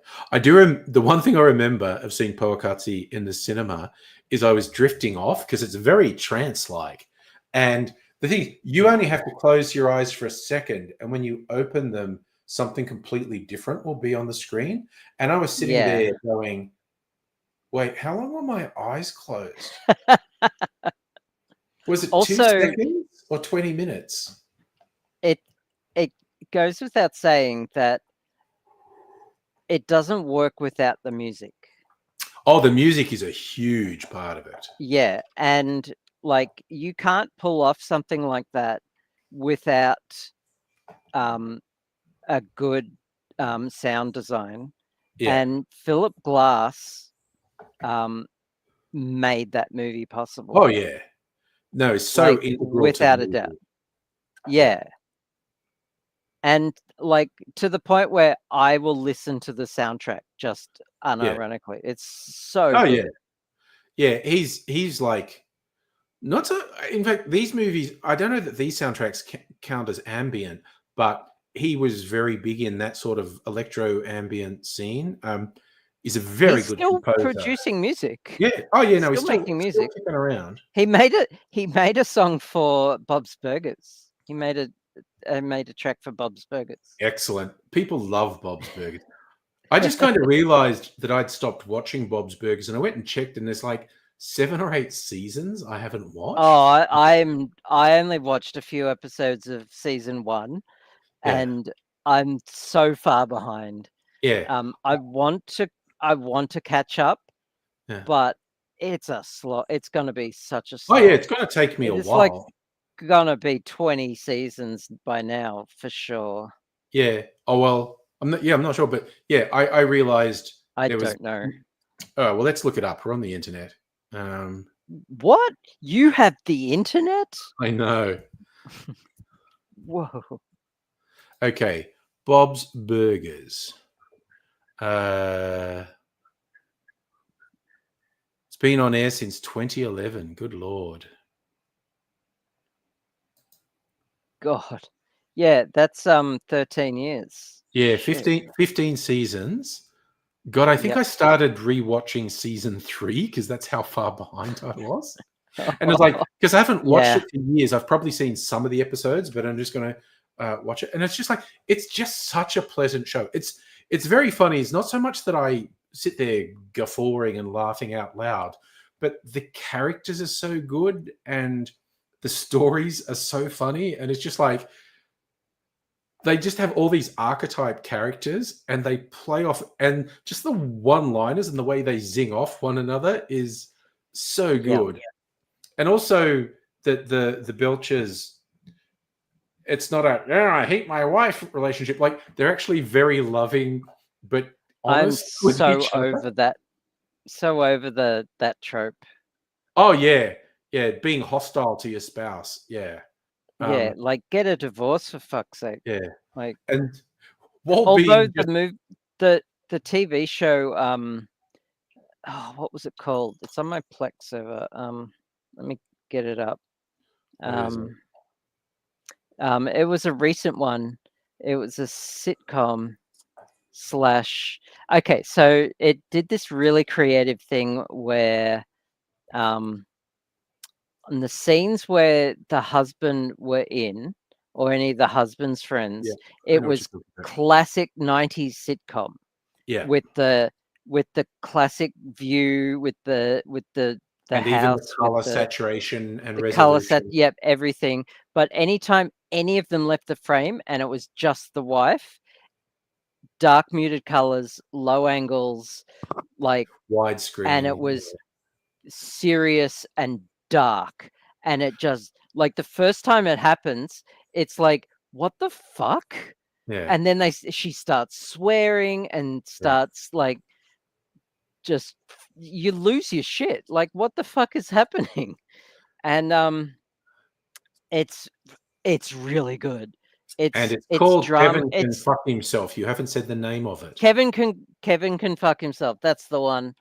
And it's 2 Yeah. seasons. Yeah. I don't know if it's been renewed or not. I have no idea because it ended on a cliffhanger. Yeah. At the end of season 2, and we're on the internet. We could find out. Yeah. I only watched a couple of episodes, but I was watching the first episode, and it's square frame, 90s color saturation and resolution, and audience laugh track. And the first bit I'm Classic going, 90s sitcom. what the fuck and I was going, is this a bit? Are they doing a bit here? But it goes for like 10 minutes and then it's the break. And I went, it was a bit. And it's just telling the story in a really different way.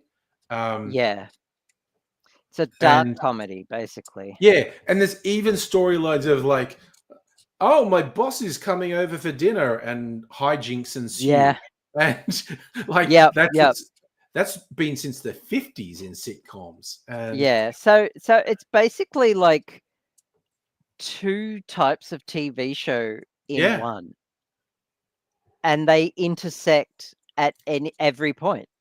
And one's a 90s sitcom, the other one's a dark comedy.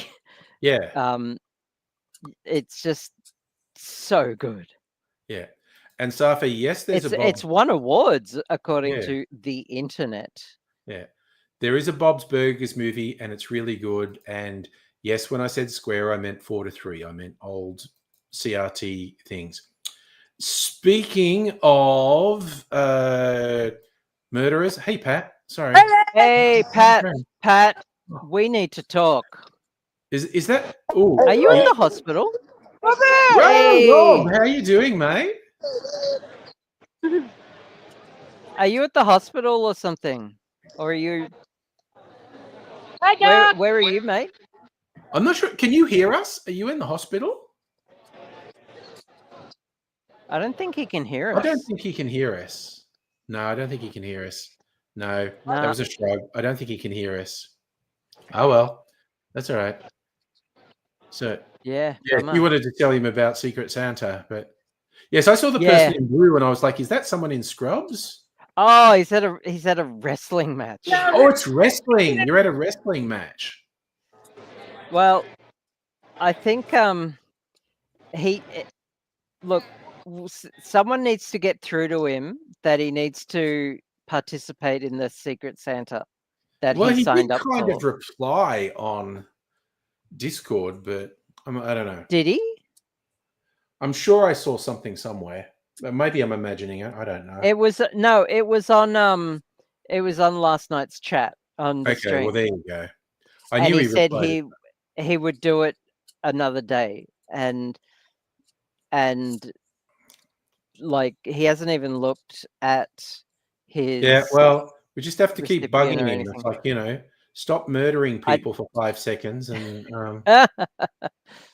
yeah, in and out of the ring. Yeah, it's a whole thing. Yeah, he can't hear a word we're saying. No, we tried multiple times, and is it a wrestling match? I assume there's a lot of noise there. Yeah. Okay. I don't know. But yeah, I think that I may have to, as the organizer of the Secret Santa, I may have to wield some executive power and actually find out who he's giving a gift to. Yeah. and because he may not deliver. He may it may be too much for him. That's Given that probably true. Yes. given that he is about to have an Yeah. operation, Which I think is uh, this week. I'm not sure. Huh? that and I'm not sure if he has the capacity to Yeah. actually do the thing. So I'm going to step in and just fulfill that role for him. All right. Because everyone else seems to have taken up the task of Yeah. doing the thing, which is good to see. Yeah. So I will find out who he's giving a gift to, and I hope it's not me. And Well, you should tell me if it is, then I can do it. but then you have to give two. Well, isn't that what you're suggesting you'd do? Well, I don't mind. I don't mind either. get. Oh Okay. my Well, God. Sorry, a couple of possums just went absolutely nuts in the ceiling above my head. It was like ready. It was did like you know? Pat's at a wrestling match. The possums are getting in on it and just. Suffer. It was Ray's. The rando name was Ray's. Oh, okay. Yeah. We didn't know his real I found name. out. Yeah, we didn't know his real name. Okay. So yeah, I'll do that. Did you know that possums in the US are not actually possums? They're opossums. They're not. They are possums, they're marsupial, opossums. apparently. Oh, really? I didn't know that. believe. Well, you can look it up to validate, but I think they're the only non-Australian marsupial. Okay. I think I would. How did that work out? I've got I've got a big ass sewing frame in front of my computer, and I can't really type efficiently. So could you look that up? Let me see. Okay, I'm gonna get some linen thread. That auto completed. Are opossums marsupials? Must be a common. They are members of the marsupial order Didiflamorphia, that is really endemic to the Americas. Oh, great question. Is an opossum a marsupial or a mammal? And it's like, okay, is apple juice a juice or a beverage? Yes. Yeah. Is a that is some crusty old linen thread. Oh, the wax is all. Oh, I've got this linen thread, and it's just usually thread is cotton, but this is actually made from linen, which is made from a different plant, obviously. Yeah. And it's much stronger, which is why you use it in bookbinding. Yeah. But it's just not meant to be this stiff. Right. I feel like that's not meant to happen.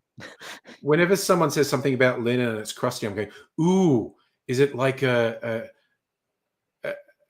de-threaded mummy wrapping? Is that what it is? Yeah. I thought you were alluding to another masturbation joke. I can do masturbation jokes as well. I was just thinking, but when it's like super thin as well. God, the whole thing is really stiff, but I think that's a feature, not a bug. Yeah. It's very interesting. Waxed. God, now that I've got mummies in my head, because I have listened to a bunch of lectures recently that covered ancient Egypt. Talking about, the grave robbers, and on one level it's like, oh man, all these amazing bits of antiquity were lost. But it was like some motherfucker just buried all this wealth and people were like, starving. And so they broke into it and got it. I mean, yeah, you do. What was way worse was the weirdo fucking English and probably other Europeans who were consuming mummies in the 19th century. It was a thing that I know. Good, I got your attention. It was fashionable at some point. So that Futurama joke where Professor Farnsworth's eating a mummy Is was based on more reality. than just a Yes. wow. Like, Okay. okay, I'll get a reference for it again, because we're on the internet. Did people I've got to buy more linen yarn. eat? Oh, it auto-completed. Did people eat mummy? It You're asking the auto-completed. important questions tonight, that's for sure. That's the cheap stuff. Okay. Let's see how good this is. So it's saying in the Middle Ages and Renaissance, mistranslation of the word mumia, which is bitumen or pitch associated with mummification in medical writings as a medicinal substance, led to the grinding up of mummies as a drink additive. So yeah, people were grinding up mummies, and there you go. Jude knows it, mumia powder. Yeah, but and apparently it was a mistranslation. Okay. It was this bitumen thing, and it wouldn't have worked anyway. But people thought it was like, oh, it's the mummy. I've got to grind up these corpses and consume them. It's just like, Okay. you think about it, like, how the fuck did you come up with that? My God. Was Lara Croft starving? Was she a grave robber? I don't know. Indiana Jones was. Indiana Jones was a piece of shit. I mean, sure, he hated Nazis, which is a positive. But yeah, but you can be a piece of shit and hate Nazis. That's just normal. What cracks? That's just average human. Yeah, but what cracks me up with him is, like, people say, "Oh, you're exaggerating." No, the opening of Raiders of the Lost Ark, he steals the most sacred relic of a still living civilization. And dude, what the fuck are you doing? Like, they're trying to kill you because you stole their most sacred religious relic. You piece of shit. Yes. Not to mention, he was dating a teenager. Oh my God. You read some of the backstory for that, and it's so bad. Yeah. What they say in the movie, for real, where she goes, "I was a child," you read some stuff, Spielberg and the screenwriter, they actually really wanted to play it up that she was about 13. And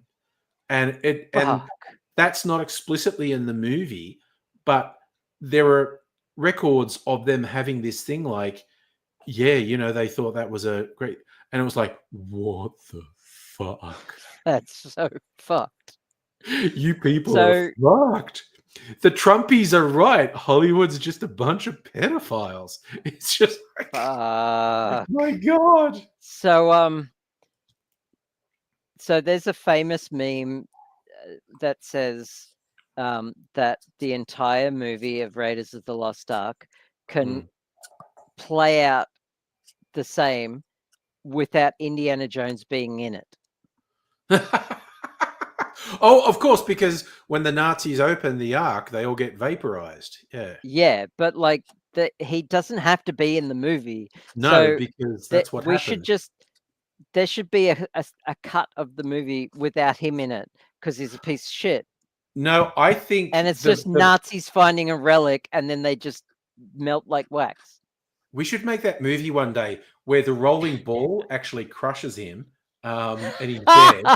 We get Corridor Crew onto it, the R-rated version. And the people who own the relic just take it back and go, "Yeah, fuck you, man."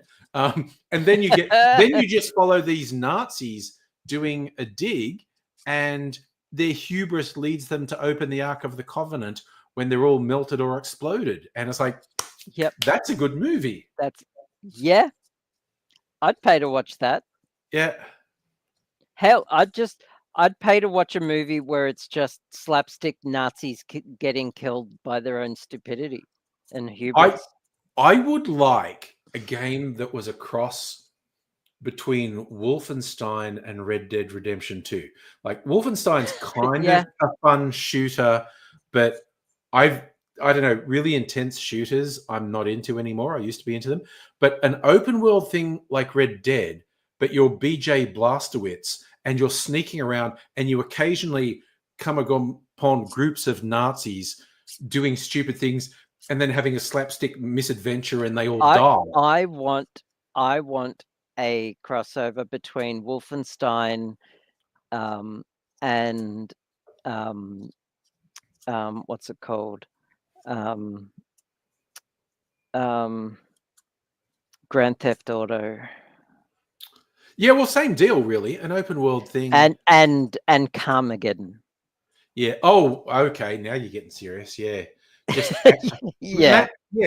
Mad Max meets Wolfenstein sort of thing, and yeah, souping up cars and crashing into Nazis and stuff.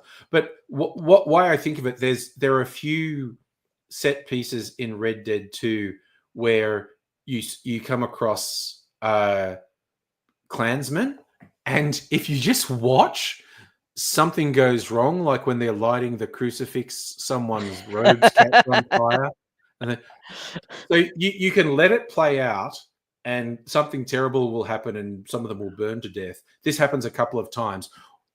And then you can kill anyone who survives, or you can just go in blasting and just kill them all. But it's kind of fun because you watch them and there's some terrible misadventure and someone burns to death and the rest run away and you can hunt down the ones who run away. That's why I think that in Wolfenstein, rather than just non-stop run and gun, open world stuff where it's like, I don't know, like you stumble on some Nazis who are loading up ammunition or something and a hand grenade gets stuck sometime and the guy pulls it free and he's pulled the pin out and it's like, oh no, and the ammo dump explodes with all the Nazis in it. It's just some slapstick. I mean, sure, you want to kill them all, and in fact, actually, Wolfenstein with the Deadeye thing that's in Red Dead, I love that feature because it's like you're such a good gunman that when there's a bunch of people, you can just and while they're still reaching for their gun, you can go pew pew pew pew pew pew pew pew pew pew pew and shoot them all. Yep. And they all just drop dead because you're so fast on the draw. I mean, that would be really funny in Wolfenstein as well. So, okay, game developers, are you out there? Open world Red Dead meets Wolfenstein. I will buy it. Yeah. Look, I've said it before, but my family history has a long and proud tradition of being paid by the government to go out into the world and shoot Nazis. Yeah, that's a thing. So all I'm saying is that I would like to take that up again. Yeah, keep it going. Keep the family tradition happening. And good evening, Jeremy. Nice to see you. I was actually I'm on a first name basis with my member of federal parliament, Mr. Adam Bant. Yeah. Next time I catch up with him, I'm going to take that up with him. Can we see how loud he laughs? Tradition? Yeah. Yeah. I'm gonna mention that to him. See how loud he laughs. He'll get a kick out of it. Jeremy, thanks for the tip. A new open game called Once Human. Okay, not heard of it. I'll try and remember to look into it. Yeah, sounds awesome. Yeah. Oh my God, I was just saying it's a shame that Home for the Elderly's not here, and here he is. Jason from Friday the 13th versus the Clan. Yeah, turn Jason's murderous powers into it. Yeah, because he's always harassing teenagers in the woods. Why not harass clan meetings in the woods? You can have some very good comedy with that, with all the clans standing around the burning cross and a tracking shot to all these hoods with the firelight reflected on the hoods. And it goes through to Jason in the hockey mask. Yes. And the clansman next to him looks and goes, what? And then it's just and a bunch of arterial blood spray. That would work. Yeah, But, I love it. Do it. Hollywood, Make it are so. you listening? Make it so. It's a sewing needle. Make it so.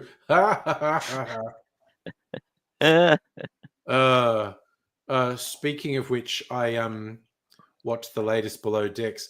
They're having a lot of Oh, I fun. haven't watched the latest one yet. Yeah, they're having a lot of fun this season with dimensional rifts and alternate Yes, universes. It's very funny.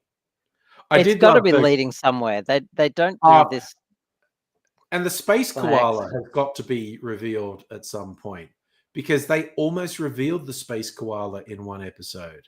In it, Yeah, in the opening thing, there's a star formation that looks like a koala, and it was actually in one episode, but no one kind of mentioned or addressed that this celestial yeah. koala was there. So I feel like they're going to tell us what the celestial koala is. Well, yeah. They have to, And it's or maybe I will tied in with revolt. all the dimensional rifts they've been dealing with this season. Oh, but again, There have been a few of them. no spoilers, but the Klingon episode was so Oh, funny that was good. Yes. because it really just explored like, hey, Klingons can't all be warriors. Some of them must be farmers or something. Yeah. What would a Klingon Well, I mean, farmer be like? there was a Next Generation episode with a Klingon scientist who had Yeah. no interest in being a warrior, Yeah, but she still had that warrior spirit, which yeah. I liked. And the farmer had the warrior spirit too. Yeah, and then there was the Klingon cook on Deep Space Nine, who was a semi-recurrent character, Yeah. who had a shop on the promenade. And by chef, a Klingon chef is a loose term because most of their food is still alive when you eat it. Yeah. They Um, maybe do they hit it on the head to stun it at least, or no, you want to feel it wriggling as it goes down. you fight with your food? Yeah. But yeah, not all Klingons go out to fight, Yeah. Yeah. and yeah, it's a stereotype. It is. Yeah, Jude. Klingon farmers think plows are for wusses. They just attack the ground with a backlash.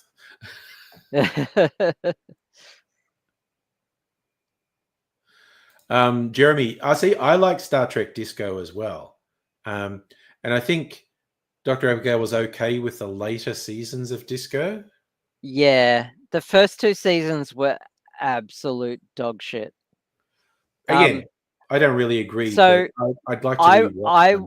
so I recently on the Discord, Hmm. I recently posted a picture of Star Trek Discovery seasons 1 and 2. I put my foot next to season 2 for comparison. You'll have to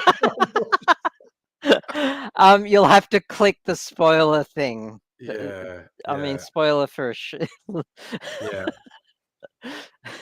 You may not get the joke, Jeremy, because what I actually did was posted a picture of cat vomit. Cat vomit. Yes. With a giant which is on the Discord. furball. Yeah. I'm looking forward to Strange New Worlds coming back. Yes, me too. No, it was actually revealed that the series was supposed to be a generic science fiction show, and the studio said, "No, let's turn it into Star Trek," and that's why it feels like generic generic sci-fi. Okay. It's just and I was saying it from day one. It just feels like generic science fiction. I feel like I have an unfair advantage in that I'm not invested in the Star Trek lore, so it doesn't bother me as I much. mean, you say this of a lot of shows. I do. I tend to watch things on there. It's the same with Star Wars. I'm a big Star Wars fan, but I am not invested in any lore, or can they do that? Or I was like, I just look at it and go, does this show entertain me? Do I like the things that happen in this show? I don't go So, like that contravenes this, that, or the other. so what's a show that you do have that deep lore investment then? Doctor Who. So what did you think of 13 in the Chris Chibnall era then? Again, I think the people who tie themselves in knots with hating things, it's just like, well, you're just hurting yourself. Just watch it. See, you call yourself a nerd. Yeah. This is the most unnerdy thing you've ever said. And I guess I don't know. Maybe I'm old that I don't get worked up about things. That's the least old thing you could say. But I'm just Yell at the literally, cloud, damn it! yeah. I quite liked, and I mean, you can make a whole spectrum of valid criticisms of the Chris Chibnall stuff. I think he challenged the audience a few times, and certain sections of the audience don't like being challenged. He shat on the fandom. He shat on the history of Doctor Who. Again, okay, counterpoint. And He broadened Doctor Who. He brought in new elements. He wasn't a slave to stupid fucking nerd bullshit. I have zero tolerance for stupid fucking obsessive nerd bullshit. I've heard that of you. Yeah. I'm aware of that. And like, I applaud some of the decisions he made. Like, don't get me wrong. I don't hate all the decisions he made, but my criticism lies in the Timeless Child arc, mainly. That was an extremely big risk. That was, and I don't. I would have So been very interested to be in the meetings where that was yeah, pitched and what the yeah. discussion was around that. So yeah, because some of the charm of the Doctor was that he was just a regular person. He was Yeah, just. I mean, he was highborn, but he was a regular dude or woman in this a case. person He was just he was just a person. But as now he as has Capaldi to said, be. we've been around for so long, we've moved beyond your pathetic ideas of gender and sex. Yes. But now, like, the Doctor has to be someone especially special, even to other Time Lords. Like, Yeah, it just undermines so much of the show, the yeah. previous show, like But so much of it, it of well, the and it history. depends because it wasn't resolved. They didn't finally reveal it. So anything could happen in the current incarnation that may address or not address those things. It's still open as to what all that actually means. Well, yeah, they didn't. They needed to resolve it And they because might, because they haven't ignored it, because Shuti Gatwa has referenced it. So they're saying it's still canon. He said, "I'm not who I thought I was." yeah, Um, I just like so from the original Doctor Who before the reboot, yeah, there were three Time Lords who created Time Lord Society. Omega, Rassilon, and someone called the Other, and it was strongly hinted that the Doctor the was Doctor the was the Other, but other. it was never established. Yeah, But now they've just completely just ignored that. Like, Chibnall just didn't know his shit. And that's like one of the things, like, if you got, at least he didn't do what Kathleen Kennedy did to Star Wars. She didn't even know about any of the backstory. Chibnall, to his credit, has been a fan of Doctor Who since he was a child. But he stomped all over the fucking the old story and didn't respect it. And that's why I think he deserves so much of the backlash. And he didn't do Jodie Whittaker credit. She did an amazing job with what she was given, and I would have liked to seen more of her work as the Doctor with a better showrunner. She's a very good performer. There's no doubt about Yeah. it. She's in lots of stuff. Basically, if Jodie Whittaker's in something, it's probably pretty good. It's kind of funny she was in stuff when she was in stuff with David Tennant, which was kind of funny. Yeah. when she was in Attack the Block, it was just great. Oh my god. And again, crossovers, because you've got Finn from Star Wars in Attack the Block. I know. Oh dear. What was she in with David Tennant? A TV series, a crime TV series called Broadchurch. Okay. Again, showrun by Chris Chibnall. I was showrun by someone who was something to do with Doctor Who, yeah. Yeah, and is actually good. Like, that's why he got the job with Doctor Who, because he did such a good job with Broadchurch. Yeah. But he fucked it up with Doctor Who, his passion. Like, it's just, but I don't get it. I don't get it. Well, it's a big and complex world, and making things is wibbly difficult. wobbly. It is. It is a wibbly wobbly, timey-wimey word. Yeah. And sorry, that was a fun thing Tennant did, but in the anniversary thing, the time of the Doctor, the bit where Matt Smith says something about wibbly wobbly, timey wimey, and the War Doctor looks at them and goes, "What the fuck is wrong with you?"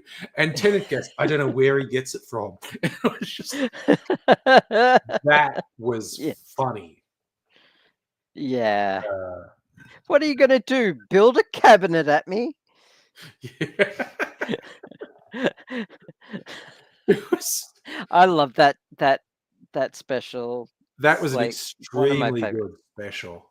Yeah. And I mean, I guess I wasn't looking at stuff on the internet, so I managed to get totally surprised when there was the teaser thing about the Time War, where the ship that's crashing and the person's on the radio going, like, "We're in trouble. I need a doctor. I need a doctor." And 90s Doctor walks in, and I'm the Doctor, but probably not what you were expecting. And I went, "Oh my fucking god!" Oh, what's his face? Paul, what's his name? Paul McGann. Yeah, who's in my all-time favorite movie, Withnell and I. Oh, cool. Is that really your all-time favorite movie? It's in my top 3: Withnell and I, Princess Bride, and The Godfather. Never heard of it before. It's I think it's very blokey, that movie, but I got into it in the 90s with some friends. We had it on video and would watch it heaps. At least I've heard of The Godfather, even if I haven't seen it. You say that like that excuses you. You've heard of The Godfather. So I haven't seen a movie. Like, have you seen Sunshine? Yes, I have. No, what you were saying is you haven't seen the movie. You haven't seen the high point of English-speaking Western cinema in the 20th century. That's what you're saying. That's taste is subjective. And I know it is. I'm just having fun being a fucking loony. Where's my phone? I heard it ding. You can't make this shit up, can you? I know. Oh, there's my phone.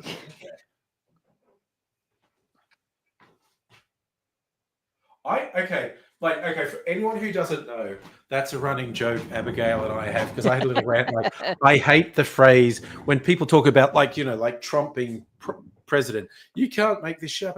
Of course you can. You can make up anything. I can make up, a gay cyborg is president. That's way more out there than Trump is president. Stop saying that. It's a dumb phrase. Oh, your biggest mistake is that you posted that on Twitter. Yeah. Don't don't do that. I made a video.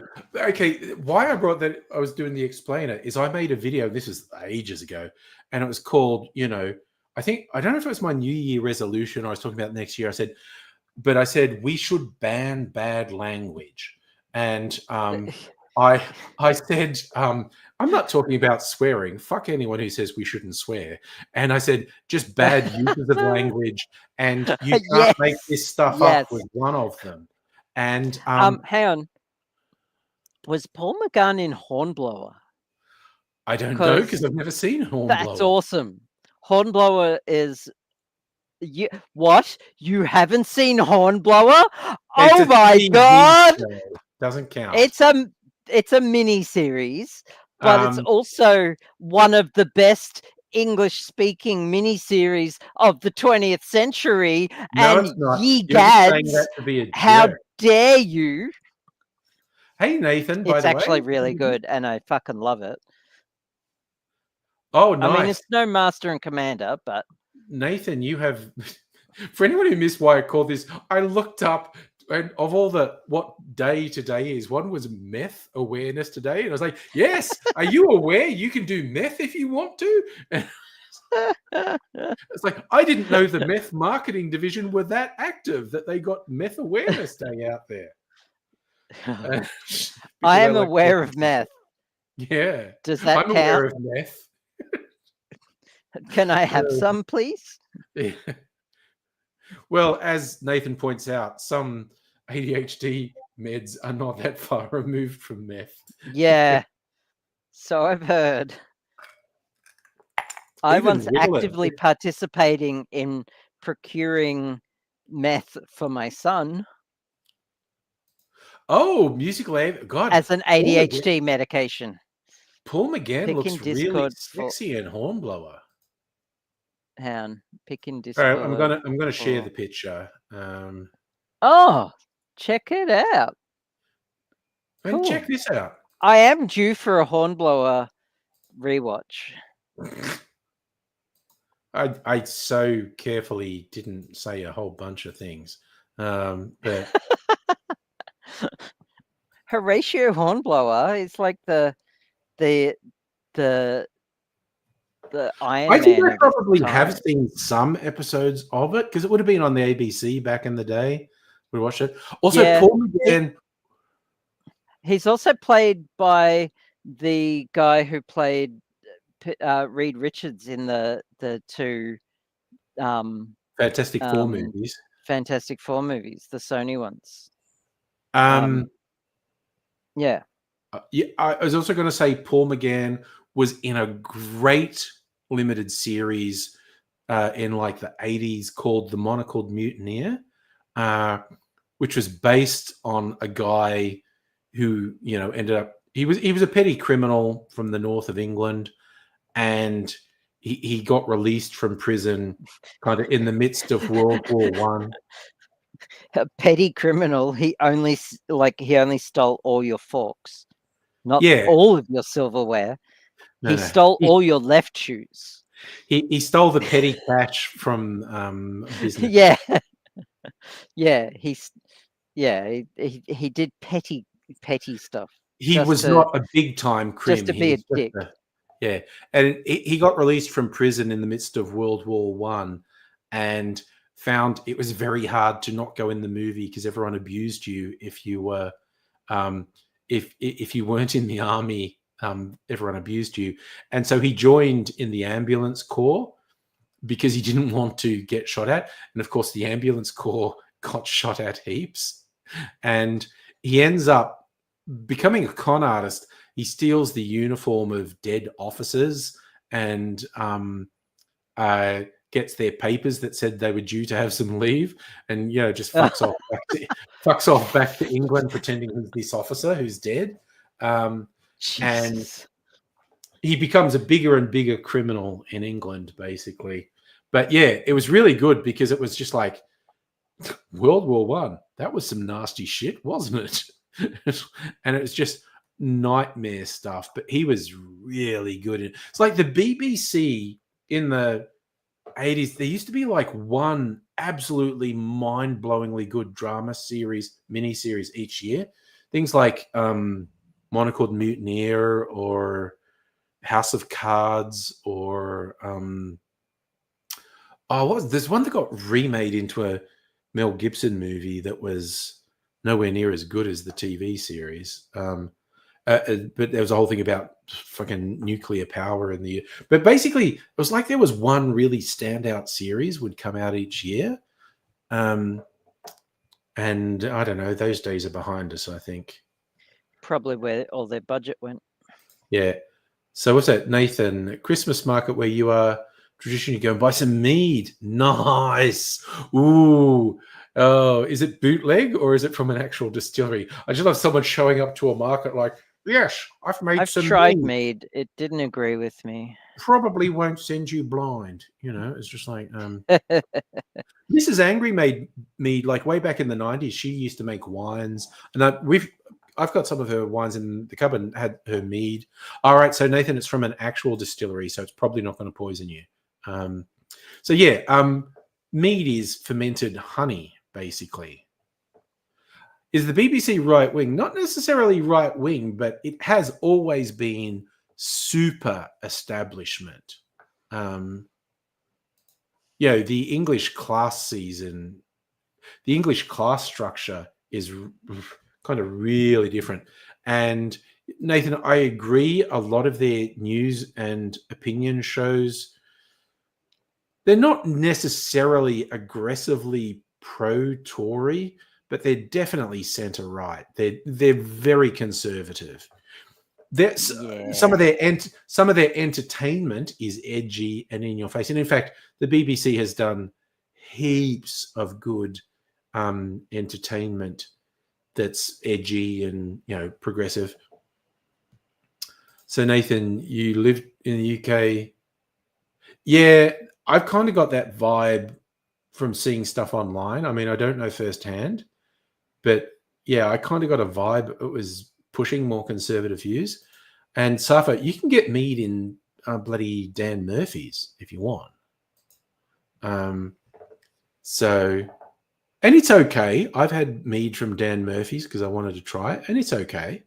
Hey, how long are you going for tonight? Oh, look, about now. I was thinking of going to bed. Basically. Oh, okay. Sure. What about you? I was about to say my headphones are hurting my head. Yeah. Well, I got. But I didn't want to leave you hanging.